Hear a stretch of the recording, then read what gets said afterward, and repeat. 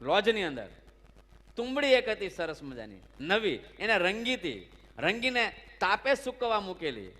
અને સ્વામી ધ્યાનમાં લાગ્યા એટલે ધ્યાનમાં એવા વિચાર આવવા લાગ્યા કે મેં તુંબડી રંગી છે, તાપે મૂકી છે, અને જો કાગડા કે બિલાડા આવશે અને એને જો બોટી જશે તો એને અભડાવી દેશે.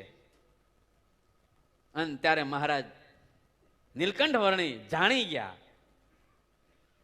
એક લાકડી લીધી હાથમાં અને તુંબડી જે સૂકવતી મૂકી હતી, તાપે મૂકી હતી મુક્તાન સ્વામી, એને મારી લાકડી તોડી નાખી. અવાજ આવ્યો, મુક્ત મુનિ ધ્યાનમાંથી બહાર આવી ગયા. હા હા વર્ણી, શું કરો છો?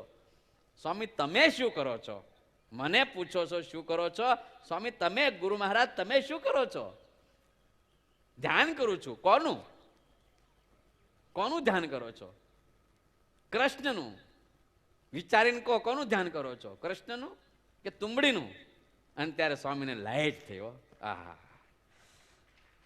અને આપણે ચેલો માનીએ પણ આ ચેલો નથી, અને સાધક માનીએ પણ આ સાધક નથી. ક્યારેક ક્યારેક ઐશ્વર્ય બતાવે છે, યોગ કળાઓ બતાવે છે, તીવ્ર તપશ્ચર્યા કરે છે, મરચાને મીઠી આવળના ગોળાઓ ખાય છે, આવી તપશ્ચર્યા કરે છે.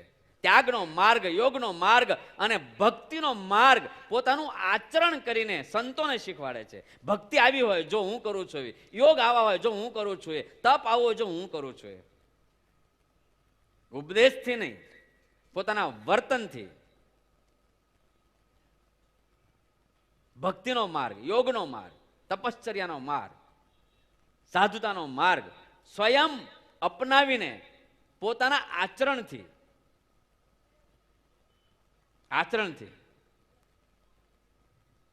લોજ મારેલા સંતોને એ બતાવે છે. હા, શાસ્ત્રીજી મહારાજ ધર્મજીવન સ્વામી કહેતા, જીવનથી જીવન ઘડાય. આ સ્વામીનો સ્પેશિયલ શબ્દ, જીવનથી જીવન ઘડાય. ઉપદેશ કરતા કોઈ જીવન આપણું જોવે, એ સામી વ્યક્તિના હૃદય પર બહુ પ્રભાવ પાડે છે.